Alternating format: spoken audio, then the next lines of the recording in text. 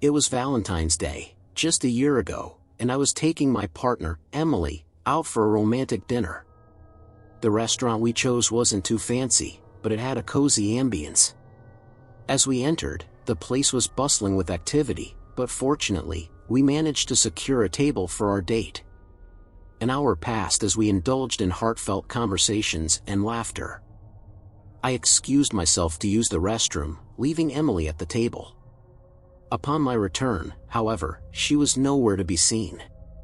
Confusion gripped me momentarily until my phone buzzed with a message from her. Her frantic words sent chills down my spine. Someone was after her, she said, and she was hiding in the parking lot.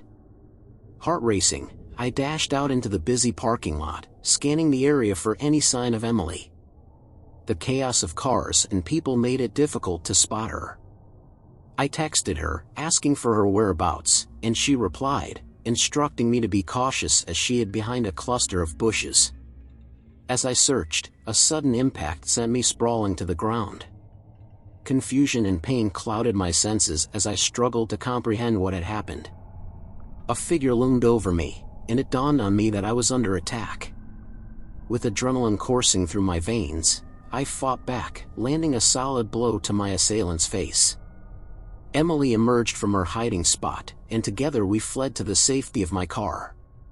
The attacker pursued us relentlessly, pounding on the windows as I frantically tried to start the engine. Finally, we escaped, leaving the assailant behind. Shaken and bruised, we contacted the authorities and recounted the harrowing ordeal. It was revealed that the assailant had been lurking in the restaurant, targeting Emily as she sat alone. His sinister intentions were thwarted by her quick thinking and my timely intervention. As we reflected on the events of that fateful night, the gravity of the situation sank in.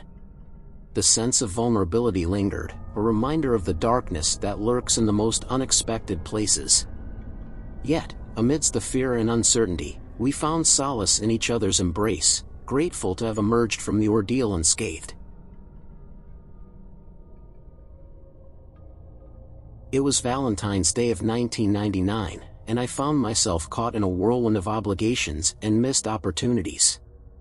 At 25 years old, living just outside of Reading, California, I juggled a part-time job at an auto shop with aspirations of becoming a musician. Little did I know, this day would forever alter the trajectory of my life. Valentine's fell on a Friday that year, a cruel twist of fate that left me torn between work and romance. With only a narrow window of time to spare, I faced the daunting task of fulfilling promises to my then-girlfriend, a special dinner, thoughtful gifts, and a trip to the movies. Yet, fate had other plans in store for me. As I arrived at the auto shop that morning, a sense of foreboding gripped me. The shutters were drawn, and my boss's truck was conspicuously absent from the lot. It was unlike him to be late, let alone absent without notice. Nevertheless, I brushed aside my concerns, attributing his absence to mere tardiness. I reclined in my car, biding my time in the hope of an early departure. But as the minutes ticked by, unease gnawed at the edges of my consciousness. Something was amiss, a subtle shift in the fabric of reality that eluded my grasp. When nearly an hour had passed, I made the decision to return home, seeking answers to the mystery unfolding before me. With a sinking feeling in my gut, I dialed my boss's home number, hoping for a rational explanation. Silence greeted me on the other end, punctuated only by the hollow echo of my own voice. It was then that doubt crept in, casting a shadow over my once optimistic outlook. In a bid for clarity, I reached out to a coworker, seeking confirmation of our work schedule. Yet, his response only deepened the mystery, mirroring my own confusion. Together, we embarked on a journey to uncover the truth, driving in uneasy silence to our boss's residence. The air hung heavy with tension as we approached his house, its door yawning wide in silent invitation. A sense of dread settled over me, a premonition of the horrors that awaited within. And then, my coworker produced a gun, a stark reminder of the dangers lurking in the shadows. With trembling hands, I watched as he ventured into the darkness, gun held aloft like a talisman against the encroaching darkness. Time seemed to stand still as I waited, each passing moment laden with the weight of uncertainty. And then, he emerged, doubled over in silent agony, his face a mask of horror. In that moment, I knew that our worst fears had been realized. Our boss was dead, the victim of a senseless act of violence. Murder hung heavy in the air, a specter haunting the edges of my consciousness. Yet, even as I grappled with the enormity of the tragedy unfolding before me, a single question burned in my mind: why? In the days that followed, the truth emerged with chilling clarity. Our boss had fallen prey to two drug addicts, driven by greed and desperation to commit unspeakable acts of violence.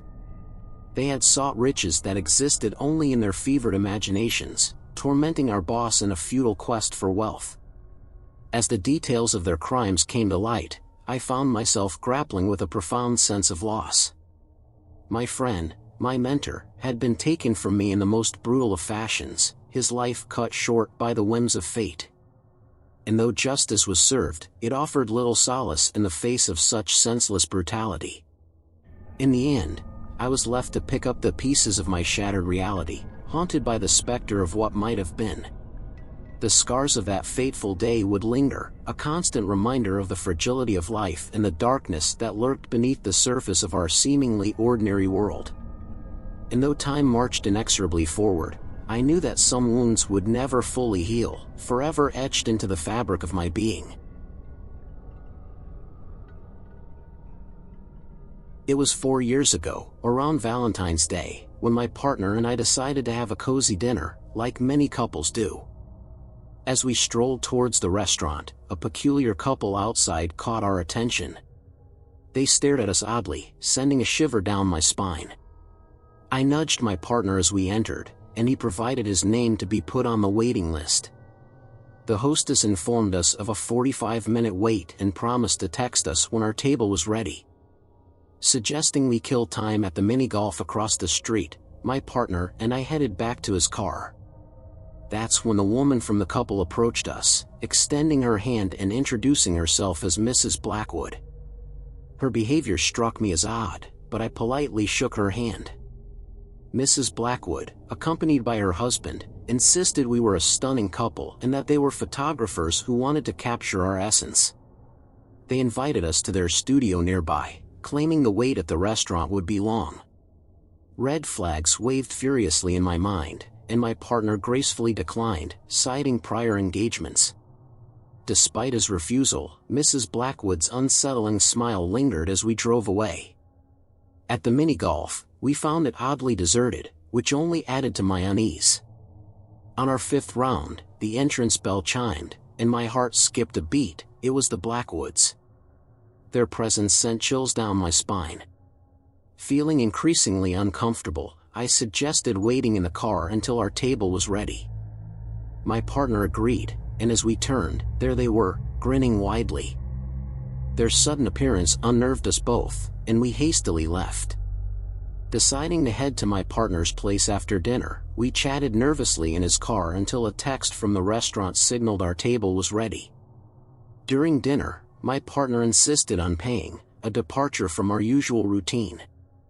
Alone for a moment while he used the restroom, I glimpsed Mrs. Blackwood lurking nearby, sending a shiver down my spine. As we embarked on the journey to his place, a car began tailing us.